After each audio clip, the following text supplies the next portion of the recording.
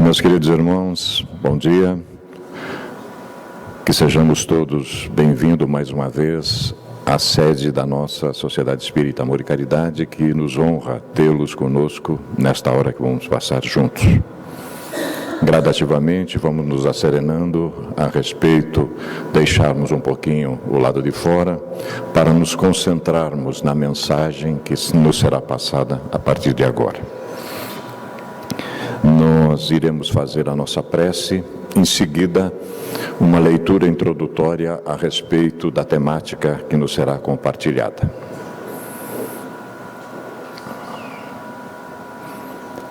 Mestre que ilumina nossas vidas, condutor do nosso processo ético-moral evolutivo, cá estamos outra vez, Senhor, reunidos em torno dos vossos ensinamentos de amor e de compaixão. Que saibamos fazer jus a estas assertivas, assimilarmos o máximo possível destas lições que nos serão compartilhadas, para que desta maneira possamos escolher melhores, tomarmos decisões mais ajustadas, assim o fazendo, podendo acelerar o nosso processo de redenção. Abençoa a nossa proposição e que nos seja permitido, Senhor, caminhar convosco todos os dias da nossa vida. Que assim seja, Senhor.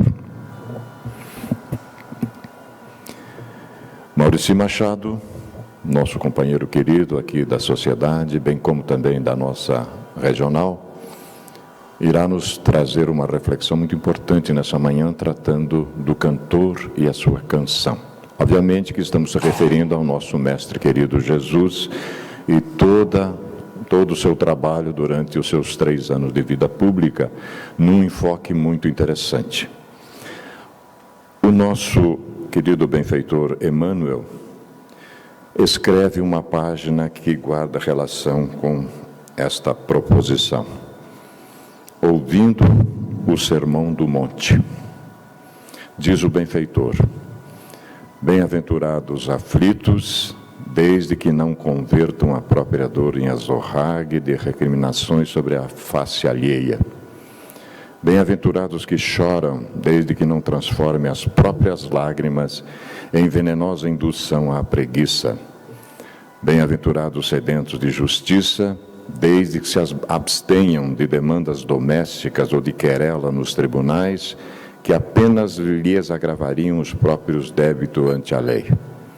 Bem-aventurados humildes de espíritos, desde que não conduzam a própria modéstia ao caminho do orgulho, em que se entregarão, desvairado à crítica desairosa e à condenação sistemática dos companheiros que lhes partilham a senda. Bem-aventurados misericordiosos, desde que não façam da compaixão simples peça verbal, para discurso brilhante. Aflição com revolta chama-se desespero, pranto com rebeldia é poço de fel. Sede de justiça com reivindicações apressadas é destrutiva exigência. Singeleza com reproches à conduta alheia é sistema de crueldade. Misericórdia sem esforço de auxílio é simples ornamento na boca. Cogitemos de assinalar as bem-aventuranças divinas, sem nos esquecermos, porém, de que todas elas traduzem atitudes da consciência e gestos do coração. Porque só no coração e na consciência é que se fundamentam os alicerces do glorioso reino de Deus. Isso foi transcrito no Reformador, dezembro de 1959. Por esse caminho, sem sombra de dúvida, o nosso expositor vai nos conduzir a partir de agora e ampliamos nossas percepções, porque há uma mensagem profunda para o nosso coração. Vamos ouvi-lo. Bom dia, senhores, senhoras. Que Jesus nos abençoe no nosso propósito de conhecê-lo. Este ano é um ano especial para os espíritas e nós estamos, então, todos nós, comemorando o sesquicentenário do Evangelho segundo o Espiritismo. E nesse propósito, nós particularmente temos nos dedicado intensamente em trazer Jesus de volta na sua mensagem no seu Evangelho, pois que entendemos que nos dias atuais carecemos, como nunca, das suas orientações seguras, da sua diretriz. Nesse trabalho de pesquisa, então, nós fomos buscar na bibliografia acessória a inspiração para a escolha dos temas e para também trazer os quadros vivos de como ele desempenhara a sua missão no nosso meio. E a autora melhor para isso, me parece, a benfeitora Amélia Rodrigues. Ela, através da psicografia de Divaldo Pereira Franco, tem nos trazido a história muito bem contada, comentada, algumas vezes em verso e prosa, trazendo um colorido especial do messianato de Jesus, na convivência com os seus discípulos, as suas lições imortais. E nós vamos então, hoje, trabalharmos o capítulo 21, o cantor e a canção, da obra intitulada Luz no Mundo. Essa obra, ela merece um destaque especial, dada a longevidade da sua edição, anda meio esquecida de nós espíritas. Mas vamos lá, companheiros, porque o tempo é curto e as lições ali exaradas realmente transcendem. Essa figura, o cantor, obviamente que Jesus, a canção, é na realidade uma rogativa. E nos 25 anos que temos de movimento espírita, nós ainda não tínhamos dado a devida importância a essa oração. Ela foi registrada pelo evangelista João, no capítulo 17, no versículo 1 a 26. Ali, companheiros, 3 anos já haviam se passado e, todavia, os seus discípulos, os mais próximos ainda, não o conheciam devidamente, como registrava Amélia Rodrigues. Naquele momento, Jesus já falara a respeito das aflições que nós viveríamos aqui na terra. No finalzinho do capítulo 16, ele deixa isso muito claro. E naquele momento ali, ele sabia já que estava partindo.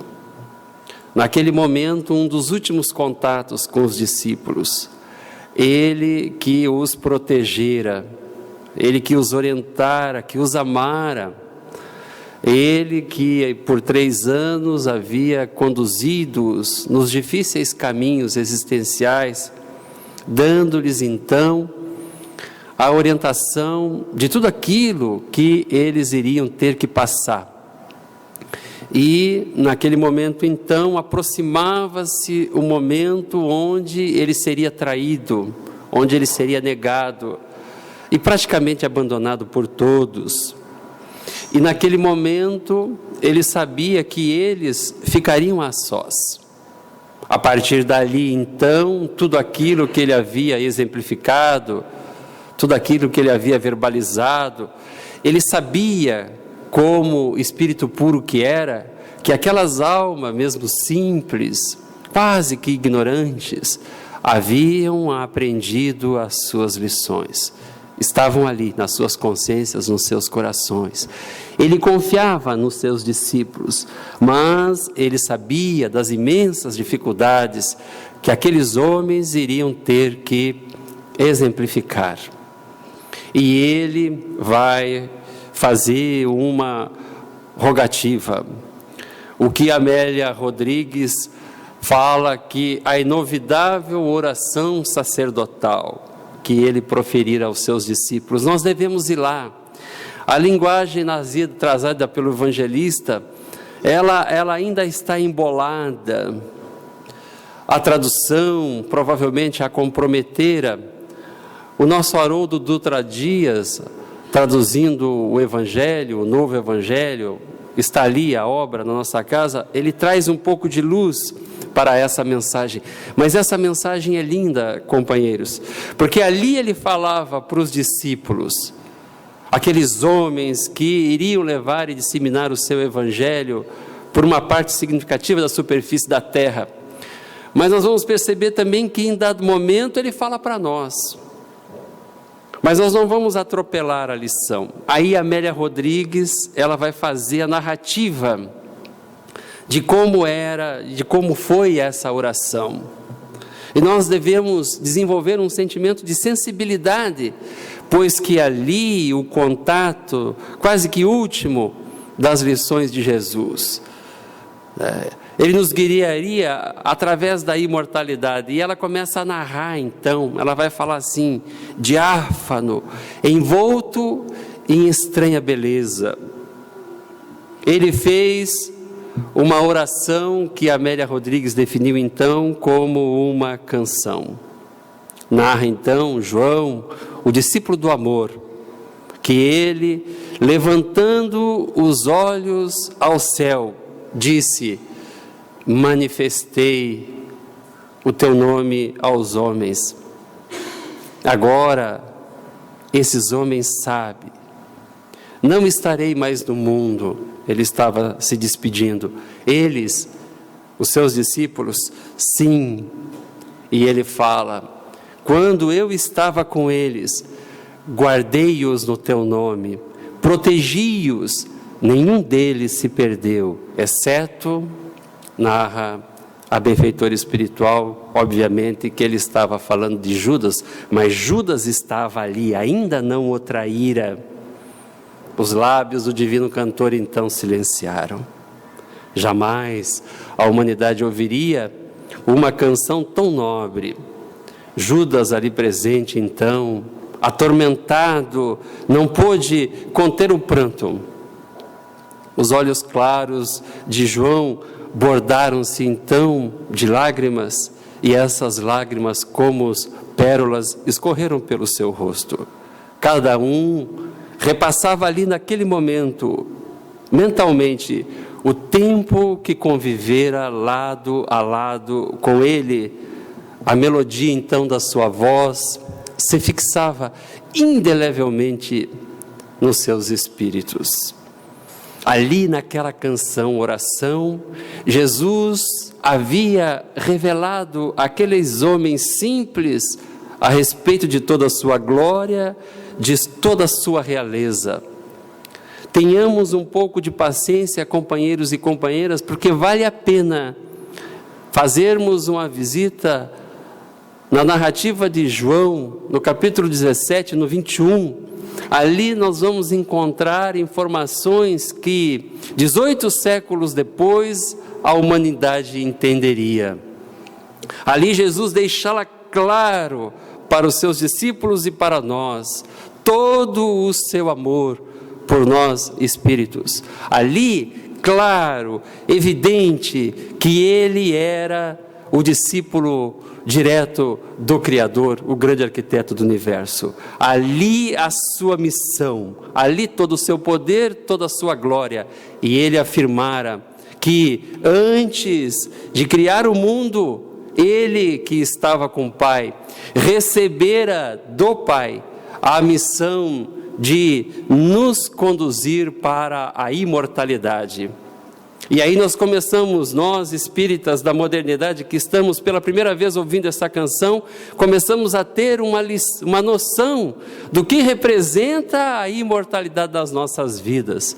Desenvolvemos então espiritualidade, desenvolvemos inteligência, e hoje temos uma noção mais precisa do que significa a imortalidade para os nossos seres. Nós estávamos pelo mundo. Jesus recebera então de Deus a incumbência de nos conduzir para a imortalidade. E por que falamos imortalidade? A eternidade é atributo da divindade. Um dos nossos atributos como seres criados da criação é a imortalidade. Em determinado momento fomos criados. Do momento em que fomos criados, viveremos pela imortalidade, dali para sempre. Então, Nessa canção, Jesus vai falar da sua autoridade, na tradução do Haroldo, sobre toda a carne, demonstrando então o tamanho do seu poder diante dos homens. Obviamente que Jesus já havia enviado outros emissários para mexer na aridez do solo da terra. Outros discípulos do amor o anunciaram por profecias. As suas lições agora, que chegavam na acústica daquelas almas, já haviam sido verbalizadas por outras bocas. Outros foram os enviados que ele mandara em diversos momentos de evolução da humanidade. Ali, então, religiões antigas, como eram as antigas civilizações, esses enviados por eles já haviam tentado trabalhar a mente e o coração dos homens. Mas ali ele chamava para ele era a autoridade máxima sobre toda a carne. Ali, nesta oração, nesta canção, a sua missão divina, que foi outorgada por Deus, de conduzir-nos para todo sempre, ele vai então revelar aos discípulos, e João narra, o discípulo do amor narra, e isso é importante a gente constatar, porque a doutrina espírita ela faz esse trabalho de retrospectiva histórica. Ali ele vai nos revelar que antes da formação do planeta, ele já habitava com o Pai, e quem habita com o Pai é porque é um espírito puro. Ele já desfrutava da intimidade com o divino. E os discípulos, então, assombrados diante de tanta revelação, e não é uma oração qualquer, companheiros e companheiras, é isso que nós queremos destacar. Naquele momento, ele, cheio de compaixão, pois que sabia que dentro de poucas horas ele sofreria toda a humilhação, fariam com ele o que quisessem. E mais na frente ali, pelo capítulo 18, 19, vale a pena ler lá o João, quando Judas se aproxima dele e com um beijo o identifica, e eles perguntam então quem é Jesus, e ele fala, sou eu. Quando ele fala, sou eu, a gente precisa ler essas coisas para poder entender de quem nós somos os discípulos. Quando ele fala, sou eu, diz que aquele agrupamento de soldados caem, dando-nos então uma ideia muito exata de que ele se deixou aprender. Ele era o Todo-Poderoso da terra. Não nos esqueçamos que ele, através da sua iniciativa, do seu poder, ele silenciara os ventos, ele acalmara as águas, ele tinha todo o poder, ele deixou-se prender. Em diversos momentos quiseram antecipar a sua presença, e ele, vão ser narradas ali pelos evangelistas, em diversas oportunidades, ele não se deixa prender, porque ainda não era a hora. Mas agora chegara a hora, ele deixaria aquele agrupamento, homens simples, quase que ignorantes, frágeis, mas ele tinha depositado na consciência daquelas criaturas, na mente daquelas criaturas, o poder, o seu estranho poder, que nós já falamos no mês passado, que o estranho poder de Jesus era a verdade. Ali a verdade a respeito dos nossos destinos, de Deus, da imortalidade, dos imensos caminhos que todos nós temos que percorrer individualmente. Ali, na síntese profética do Cristo, nesses 3 anos de messianato, a humanidade iria se descobrir para os milênios vindouros. Na sua canção, ele afirma que nos libertou da ignorância e diz, agora eles sabem que ele era um enviado de Deus, que o que ele afirmara era a verdade. Ele ali naquela oração então anunciava que ele vivera no mundo, mas não fora do mundo, e que ele iria retornar à sua morada celestial. Ele afirma ainda nesta canção, nessa oração, que Deus o havia enviado ao mundo e que Ele também enviou os discípulos ao mundo, e tanto Ele, Jesus, quanto eles, os discípulos, não eram mais do mundo, e aí Ele roga que Deus os guarde do mal. A partir desse momento, então, é que a rogativa, Ele passa, deixa de rogar aos discípulos e passa a rogar por nós. Ele sabia, um dos atributos de Jesus também era a onisciência. Não a onisciência da divindade, mas uma onisciência poderosa, superlativa, transcendental. Ele penetrava na intimidade das criaturas. Aqueles que se apresentavam a Ele, Ele possuía essa faculdade de espírito puro. Ele penetrava no psiquismo da criatura e a desnudava desde o início da sua criação. E mais ainda, Ele projetava os fatos sucessivos daquele espírito. Ele tinha esse poder. Que espírito era esse? E nós precisamos entender urgentemente essas coisas, porque Jesus, companheiros, está muito distante das nossas prerrogativas. Não deveria ser assim. Nós nos deixamos conduzir por tantos ídolos nos dias odiernos. Lemos tantas coisas, perdemos tanto tempo.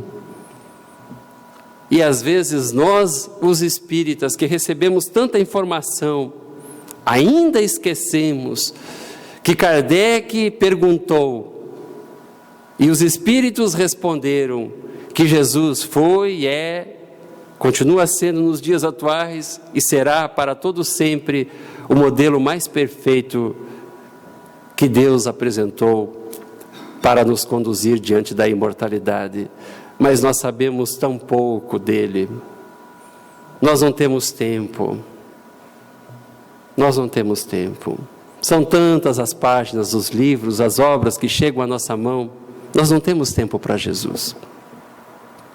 E os benfeitores, eles são categóricos em afirmar que enquanto permanecermos com essa atitude, negligenciando então as orientações do Divino Amigo, estamos retardando o nosso processo de evolução.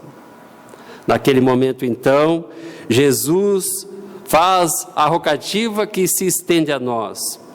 Não rogo somente por eles, Senhor, mas também pelos que creem em mim através das palavras deles, para que todos sejam aperfeiçoados na unidade, para que todos sejam aperfeiçoados na unidade, para que todos sejam aperfeiçoados na unidade. Nós ainda não estamos entendendo essas coisas, porque se os discípulos e ele eram um, ele e o Pai eram um, e ele já falara que os discípulos e ele eram um, o chamamento de Jesus é para que nós, os discípulos e ele, também sejamos um, aperfeiçoados na unidade. Obviamente que para aperfeiçoarmos na unidade, nós deveremos desenvolver as nossas potencialidades espirituais que definitivamente não as conhecemos ainda. Somos deuses com D minúsculo, com todas as possibilidades espirituais de alçarmos voos bem altos nessa encarnação, mas ainda constrangemos as nossas possibilidades, limitamos as nossas possibilidades num retardamento inconsciente, involuntário, de atendermos às orientações seguras apontadas há mais de 2000 anos atrás. E os discípulos fizeram a determinação do Cristo. Nós vamos encontrá-los nas narrativas dos evangelistas, cumprindo com as suas responsabilidades, cumprindo com as suas atribuições. Nós vamos encontrá-los então, depois da partida do Mestre, da crucificação, tudo aquilo que ele houvera dito, realizara-se, né? E aí depois da volta do Cristo, aí realmente o ponto máximo das suas orientações, e aqueles homens encheram-se de uma coragem. E nós vamos acompanhar a trajetória histórica daqueles homens. E eles foram para os mais longínquos rincões. Eles foram para os pontos mais distantes da terra, pois que dentro deles uma força estranha os animava. A presença de Jesus impregnara tão forte aquelas criaturas que eles entregaram-se num holocausto de amor. Todos eles, com exceção de João, foram martirizados. Todos eles sofreram as injunções da maldade humana. Por isso que Jesus havia rogado para que Deus os guardasse do mal. Mas não é libertá-los do mal, é guardá-los do mal. E eles foram levando a mensagem de Jesus. Todos eles, nós vamos encontrar todos eles como patronos do mundo antigo. Todas aquelas criaturas que conviveram na intimidade do Cristo, mesmo que crucificados, decapitados, esfolados vivos, presos, todos eles experimentaram e viveram e exemplificaram as orientações de Jesus até o final. Que estranho poder era isso que os animava. Ora, eles viram o vir a ser da humanidade. Eles presenciaram aquilo. Eles não tinham dúvidas. A fé que os animava era uma fé inabalável. Então, companheiros, nós poderíamos, depois desta introdução, irmos para os diversos caminhos do Evangelho. Nós poderíamos ir pelo capítulo 2, meu reino não é deste mundo, mas hoje nós escolhemos o capítulo 5, bem-aventurados os aflitos, para fazermos as pontes, as conexões. E lá, no capítulo 5, agora com a doutrina espírita, porque nós não podemos nos esquecer que nós estamos num processo, através dos caminhos da imortalidade, num processo de aperfeiçoamento. Companheiro, companheira, eu lamento em informá-los, mas a nós, todos nós aqui presentes, encarnados, desencarnados, todos nós, até os benfeitores dessa casa que nos amparam nos nossos momentos, todos nós somos espíritos imperfeitos, todos nós. Todos nós ainda precisamos evoluir muito. Aquilo que fizemos até agora está muito mais para o começo da caminhada que para a nossa destinação. A doutrina espírita nos traz esta informação, que não deve servir de desestímulo, não, pois que agora somos informados do que realmente somos e do que deveremos ser. Então nós temos que trabalhar as nossas imperfeições. Mas nesse trabalho das nossas imperfeições, quanta dor nós carregamos nos nossos corações, quantas dificuldades, quantas tribulações. São tantas as alfinetadas que recebemos diariamente que muitos de nós nos encontramos cansados, aflitos, alguns angustiados, outros tantos deprimidos. E assim nós caminhamos em direção à verdadeira luz. Esse é o quadro aflitivo do mundo de provas e expiações nos quais estamos inseridos. Mas lá no capítulo 5 do Evangelho segundo o Espiritismo, o benfeitor espiritual vai dizer assim: Deus é justo. E ele vai dizer que as vicissitudes que nós sofremos também são. Então, se sofres, companheiro e companheira, não coloques a responsabilidade nos ombros de alguém, de outra pessoa, da divindade. Se sofres hoje, nós estamos te informando, e você pode nunca mais vir aqui nesta casa, ir embora, retardar o teu encontro com a verdade, podes, mas se estás aqui nesta manhã, nós estamos te dizendo que se sofres, é porque alguma coisa tu fizestes para merecê-lo. E estamos trabalhando essas assertivas no Bem-aventurados os aflitos. E ali os benfeitores espirituais, eles falam de uma forma tão singela, tão simples, tão pura, que nós, os espiritistas modernos, menosprezamos. E por menosprezá-los, essas informações, é que nós caímos em sucessivos erros. Ali o benfeitor espiritual vai dizer assim: quantos homens caem por sua própria culpa? E a nossa tendência é colocar a culpa no outro. Quantos homens caem por sua própria culpa? Quantos de nós somos vítimas da nossa imprevidência, do nosso orgulho, da nossa ambição? São as causas das aflições humanas. O nosso orgulho, a menor repreensão machuca-nos. Um olhar, basta que alguém olhe diferente para nós e nós, se alguém verbalizar alguma coisa, então nos melindramos. E alguns de nós guardam palavras nos nossos corações que foram ditas há décadas atrás. Nós não perdoamos e sofremos. É o nosso orgulho, é a nossa ambição, que queremos conquistar os louvores da terra. Queremos que o nosso nome se destaque nas páginas corrompidas da terra. Queremos posições de destaque. Queremos ser o que ainda não somos. E o benfeitor continua: quantos se arruinam por falta de ordem?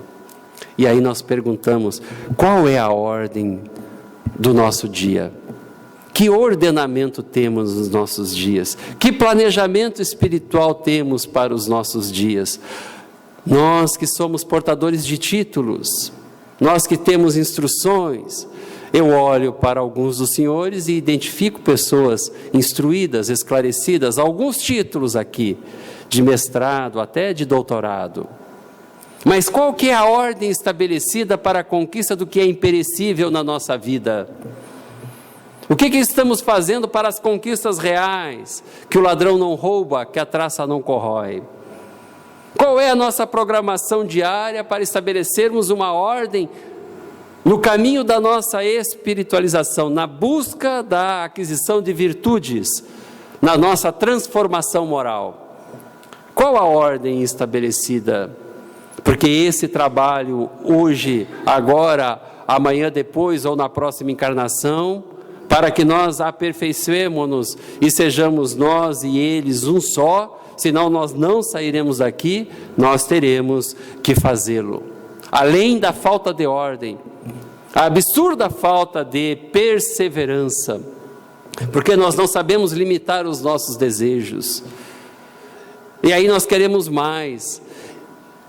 E os benfeitores espirituais, então, eles nos convidam a reflexões mais profundas. Companheiros, para chegar a essas conclusões, era 1,5 páginas, eu levei quase 5 horas. 5 horas lendo essa mensagem, para fazer as conexões. Quando meu amigo Vanim me ligou, 6h15 da manhã, eu estava no lago, caminhando, com o meu iPhone na mão, fazendo a palestra ali, 6h30 da manhã, porque eu precisava ouvir o que eu ia falar para os senhores. É assim que a gente aprende, não é com leituras apressadas. Nós precisamos nos libertar das coisas da terra, nos desmaterializar, nos desprogramar para entrarmos no reino da verdade, para entendermos as lições do Cristo. Ele fez isso com aqueles homens simples. E aqueles homens simples já nos ensinaram há mais de 2000 anos como nós fazermos no dia de hoje, mas falta ordenamento, nós não temos tempo, falta perseverança, porque isso requer doação, sacrifício, renúncia. Daqui a pouco, aquilo que aglutina e que modela o nosso ser, que reúne as nossas células, que hoje são saudáveis, que estão cheias de vitalidade, Pela ordem natural das coisas, o fenômeno biológico da morte se aproxima, nós iremos degenerar. Os nossos traços físicos, a nossa pele vai se enrugar, a beleza vai se esvair. O dinheiro que amealhamos, provavelmente gastaremos para buscar a saúde. As nossas mãos que estavam cheias, manifestam muitas vezes que na mesma proporção não estão cheios os nossos corações. E aquilo que deveria ser o adorno das nossas almas, nós chegamos do outro lado da vida com as mãos vazias. Quantas doenças e enfermidades decorrem então da intemperança, dos excessos de todos os gêneros. Os benfeitores espirituais nos ensinando, parece que eles estão falando aqui para crianças, para almas infantis, nos falando daquilo que é óbvio. Quantos pais infelizes com seus filhos, porque não lhes combateram desde o princípio as más tendências. Uns por fraqueza, outros por indiferença, outros, os filhos não lhes ouviram as lições, menosprezaram tudo. Não são poucas as almas que chegam na casa espírita, companheiros e companheiros, vítimas de si mesmos, porque faltou essas coisas. E por isso os benfeitores espirituais, eles vão falar assim: interroguem friamente as vossas consciências, todos os que são feridos pelas vicissitudes da vida e pelas decepções do coração. Remontem passo a passo a origem dos seus males, aquilo que os tortura, e verifiquem e constatem se não mais das vezes nós não poderemos dizer aos benfeitores espirituais: ah, se eu tivesse feito isso, ou se eu tivesse feito aquilo, as coisas não estariam em semelhante situação. Meu amigo Vanim, quantas oportunidades nós delegamos, quantas vezes chamamos aqueles que nos ouvem para as tarefas nobilitantes: venham, participem dos nossos grupos, venham, participem das nossas tarefas. E nós distribuímos as tarefas, porque a seara, ela é grande, os trabalhos, eles estão aí para serem executados. A quem então há de o homem responsabilizar as suas aflições, senão a si mesmos? Não, a doutrina espírita, ela não vem, companheiro e companheira de ideal, te iludir, te enganar, mentir. Nós não pedimos quase nada para vocês, mas aquilo que nós fazemos é atribuir responsabilidades, porque o trabalho do soerguimento moral é individual. Por mais que nós queiramos, nós não vamos fazer aquilo que lhes toca na grande obra, a grande obra de regeneração de nós mesmos. Caminhando então para as nossas considerações finais.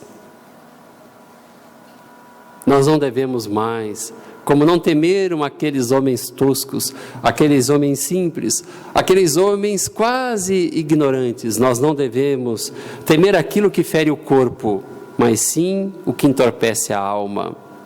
E desenvolveram-se as técnicas e as tecnologias no entorpecimento das almas. Eu vejo tanto brasileiro triste porque perderam a Copa.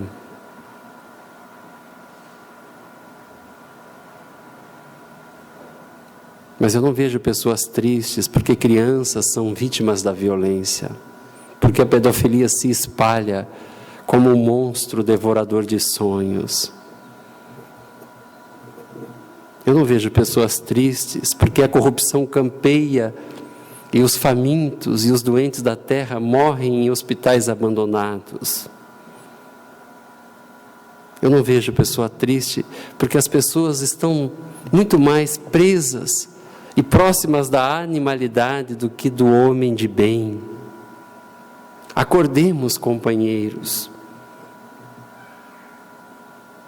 Acordemos, porque a divina canção ecoa mais uma vez na acústica de nossas almas.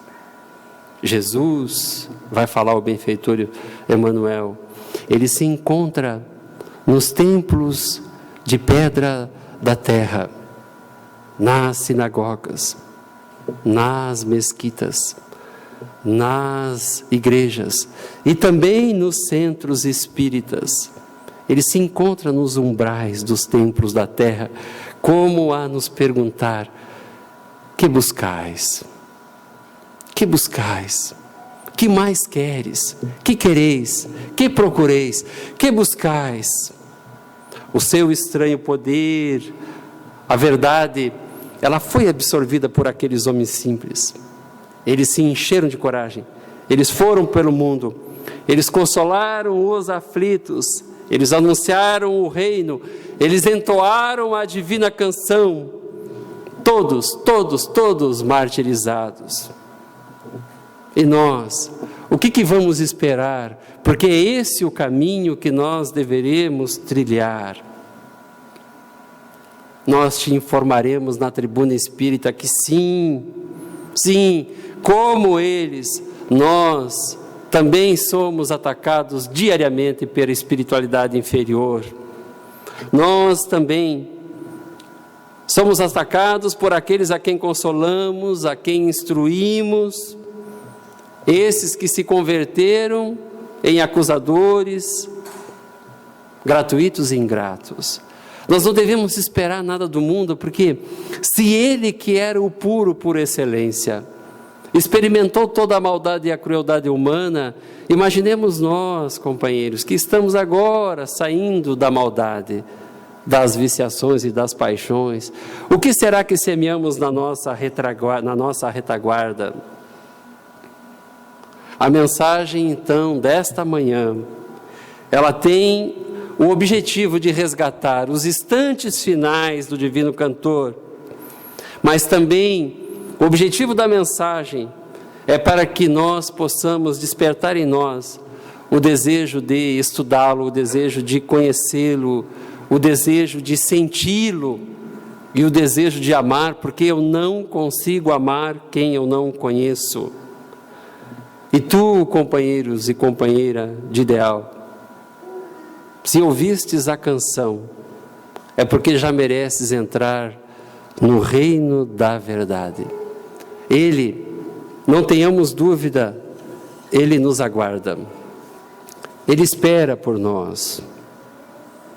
Como naquele momento, naquela divina oração, movido por vibrações transcendentais, os seus discípulos se emocionaram. Era Jesus quem orava, mas nós, na simplicidade do nosso ser, com todas as imensas dificuldades morais e intelectuais que possuímos, seguimos o seu exemplo. E nessa manhã, concluindo os nossos trabalhos, agradecidos pela oportunidade de servi-lo, pela paciência, pela caridade dos senhores, nós também oraremos.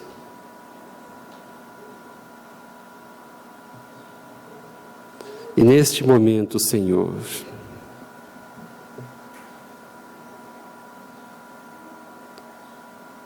nós queremos elevar o nosso pensamento a Ti,